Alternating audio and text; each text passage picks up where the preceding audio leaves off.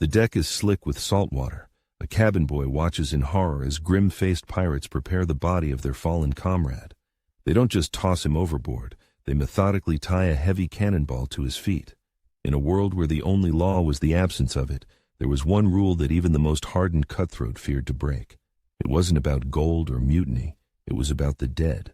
Because pirates knew the most terrifying thing wasn't dying at sea. The most terrifying thing was the sea giving you back. A standard 9-pound cannonball was tied to the feet, about 9 pounds of cast iron. A piece of the ship's firepower turned into an anchor for the soul. These men, who robbed, killed, and betrayed for profit, suddenly showed an almost religious reverence for the fallen. This wasn't respect. It was fear. Something compelled them to spend precious time and energy on a complex ritual when enemy ships could still be nearby. This act holds the key to the entire psychology of the pirate era. Pirate articles, like the Code of Bartholomew Roberts, detailed the division of plunder and punishments for cowardice. But this most crucial ritual was never written down. It was more important than any written law, passed down as an unbreakable, grim tradition. And it wasn't just about the cannonball. The body was wrapped in old sailcloth, a gruesome task typically performed by the ship's sailmaker. Only he had needles large enough and thread strong enough. Legend says he made the final stitch. Straight through the deceased's nose, the feet were bound as tightly as possible. Every element of this ritual was not a tribute, but a step in a safety protocol, one designed to protect not the dead but the living. The final stitch through the nose had a dual purpose. First, to ensure the person was truly dead, as the pain would have woken them.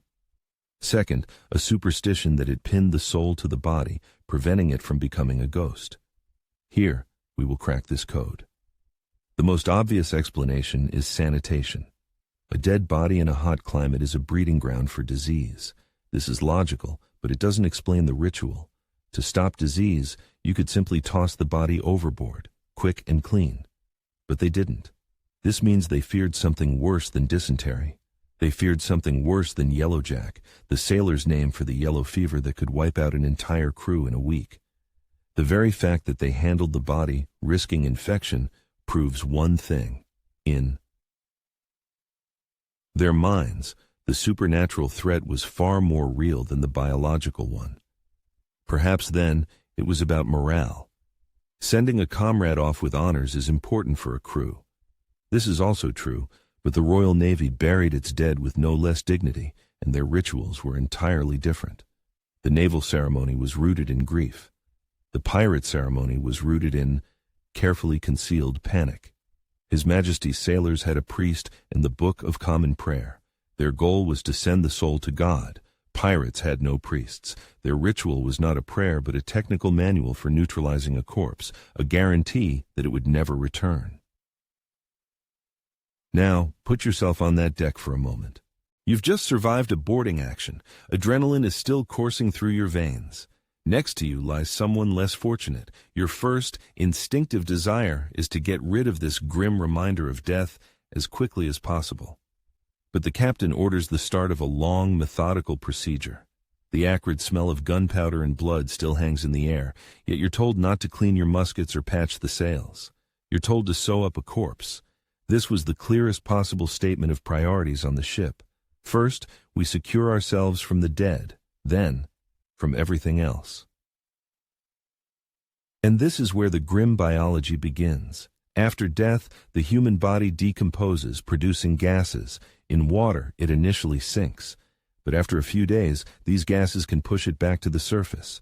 Imagine a bloated, unrecognizable corpse floating up next to your ship in the middle of the ocean.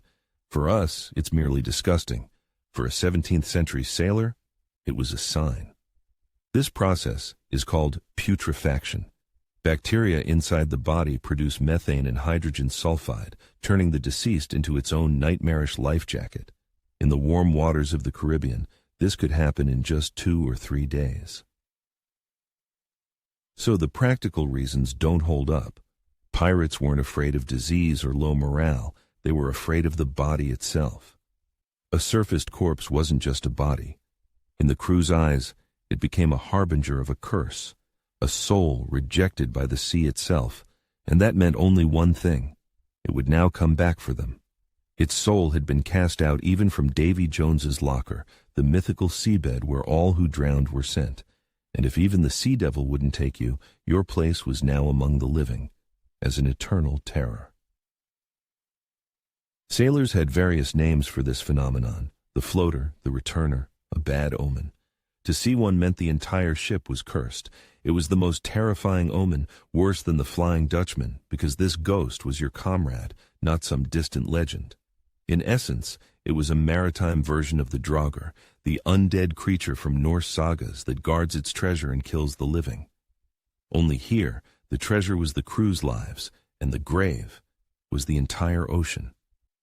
And this Draugr wasn't a mythical warrior. It was the man you shared a drink with yesterday. For a regular sailor, this was a bad omen. For a pirate, whose soul was already heavy with sin, it was a personal ticket to hell.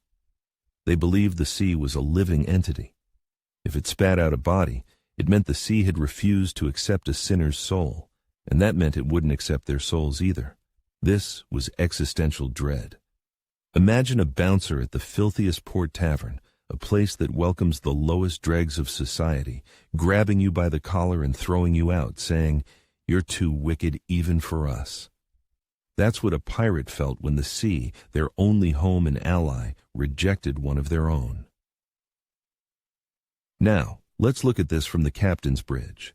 For him, a floater wasn't a mystical threat, but a direct threat to his authority. One such incident, and the crew would be on the verge of mutiny. Sailors would start seeing omens in every seagull. Discipline would collapse. Therefore, the ritual was not just superstition, it was a critical tool of control. The captain had to show that he knew how to negotiate with the sea and protect his crew.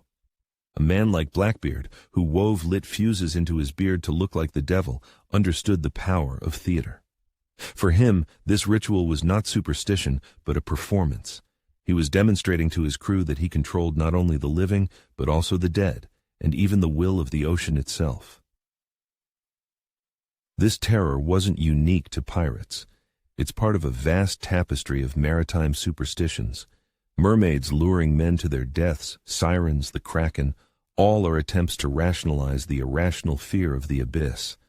But the story of the returner was the most personal and the most real, because it was based on a genuine biological process they couldn't explain except as supernatural. To a 17th century sailor, the ocean was what outer space is to us, an infinite hostile void where the laws of the land do not apply.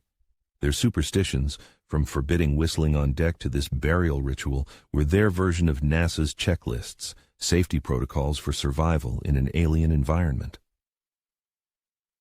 So the objective was clear. The body must remain at the bottom, forever.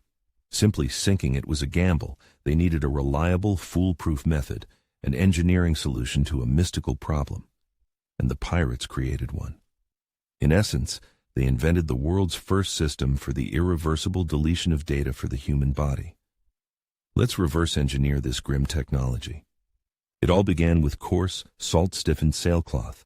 The body was wrapped tightly, creating a cocoon that concealed injuries and symbolically sealed the spirit within. And then came the moment for the famous maritime legend, the sailmaker's final stitch, made straight through the deceased's nose. It was a brutal but reliable test. If the person were still alive, even in a deep coma, they would certainly have woken up. It was a guarantee they weren't burying someone alive. This practice, strangely enough, was not exclusive to pirates. It is also documented in the journals of Royal Navy surgeons, in an era when determining death was difficult. This was a final, desperate test for signs of life. Next came the weight, usually a cannonball or a heavy piece of ballast. The weight had to be excessive to ensure it would counteract the buoyant force of decomposition gases. A cannonball was ideal, compact, incredibly heavy, and always available. The symbol of the ship's power now served as an anchor for the soul, chaining it to the seabed, to Davy Jones's locker. To put it in modern terms, simply throwing a body overboard is like moving a file to the recycling bin. Wrapping it in a shroud is like zipping it into an archive. But tying a cannonball to it is like applying an algorithm for permanent data erasure with multiple overwrites. It's a guarantee the file will never be recovered. A crucial detail: the weight was attached specifically to the feet. This ensured the body would sink vertically, feet first. This was fundamentally important. It symbolized a final descent downward into the underworld. If the body sank horizontally or head first, it could be interpreted as an attempt to return or look back. No chances were taken. On land, the deceased is lowered into a grave horizontally. At sea, where the grave is vertical, this ritual mimicked a step or a descent into the abyss. The body had to walk into the afterlife, not fall into it. It was an imitation of a final journey. From a physics standpoint, how effective was this protocol? Absolutely effective. Sufficient weight attached to a body will reliably keep it at any depth. The pirates, without knowing it, had found the perfect engineering solution. They used the laws of physics to combat their metaphysical fears. It was a triumph of pragmatism disguised as superstition. They intuitively solved a problem based on Archimedes' principle. The buoyant force of the water, and later the decomposition gases, had to be less than the force of gravity on the body plus the cannonball. They didn't know the formulas, but through experience they found a solution that would pass a physics exam. The ceremony was brief, no long sermons.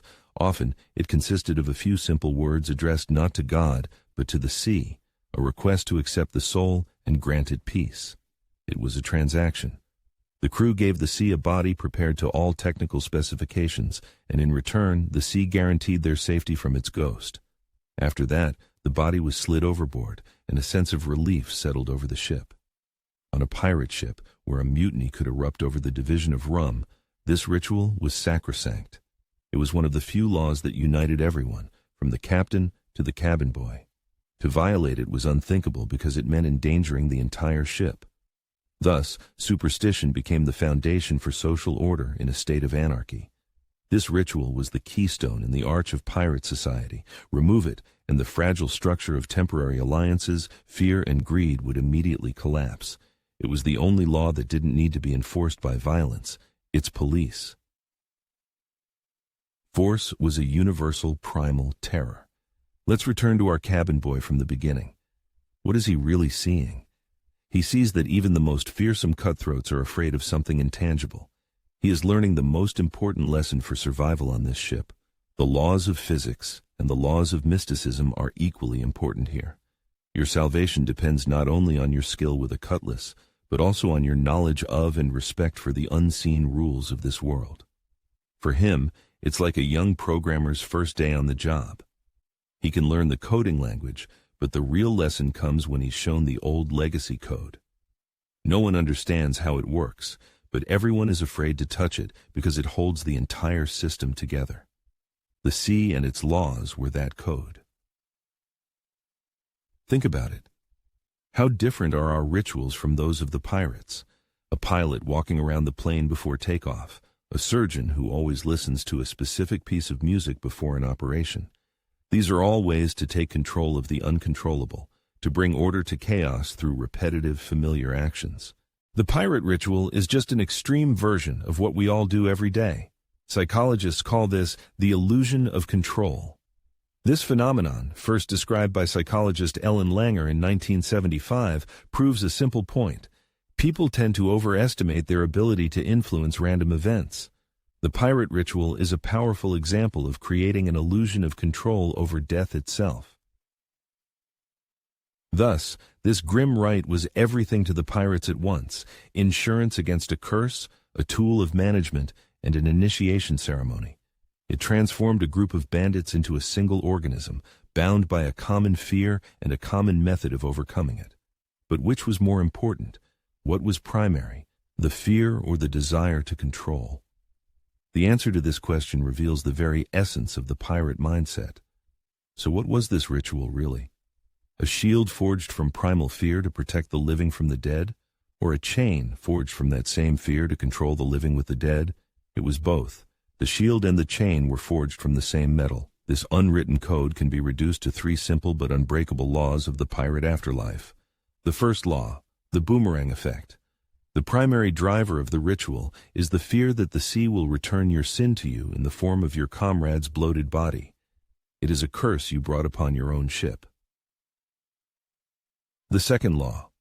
The Archimedes Protocol. The ritual with the cannonball at the feet is not magic. It is the ruthless engineering of superstition, a pragmatic use of physical laws to solve a metaphysical problem, a guarantee that the boomerang will not return. The third law. The drowned man's constitution. In a world without laws, the only functioning constitution is a shared primal terror. This fear ensured order and control over the crew better than any whip. The story of the pirate ritual is not just a spooky sea tale. It's a story of how the human mind copes with its greatest fear, the fear of death and the unknown. When there is no science to explain a frightening phenomenon, we create a ritual. When there are no laws to maintain order, we create a superstition. The pirates were beta testers of the human psyche under conditions of extreme isolation and stress. Their rituals were patches and hotfixes for the operating system of our consciousness, which constantly threatened to show a blue screen of death from the terror of the unknown.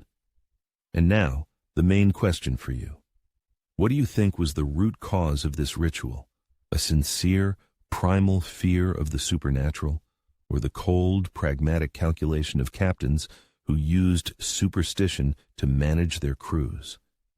Write just one word in the comments, fear or calculation. Let's see which is more common. It's the eternal debate about human nature. What drives us primarily? Our inner demons or external manipulators? Your answer in the comments is your vote in this debate.